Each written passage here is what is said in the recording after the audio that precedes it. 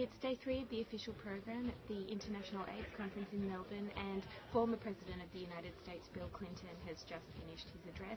Bill Clinton has obviously done a lot of work towards HIV and AIDS prevention and treatment and research through the Clinton Foundation, and he stressed that we've seen a lot of success over the years, but there's still a long way to go, and the WHO targets are definitely within reach.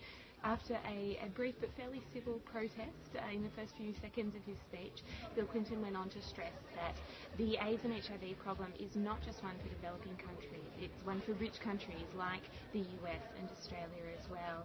And he made the point that we still have a lot to do, that 35 million people have died from AIDS-related illnesses over the course of the epidemic. Those 35 million people were honoured and remembered in a candlelight vigil last night at Federation Square, as were the delegates that died on MH17 earlier last week.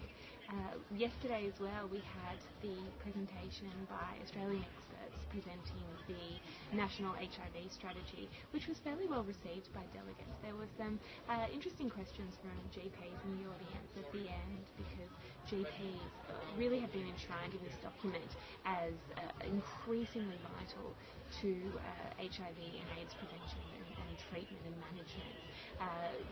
Professor Chris Begoli, the federal government's chief medical officer, was asked a curly question about co-payments, which he dodged to varying degrees of success, but really the message was for GPs to get involved. More GPs in key areas have to earn their Section 100 prescriber rights, so we'll see how that goes down.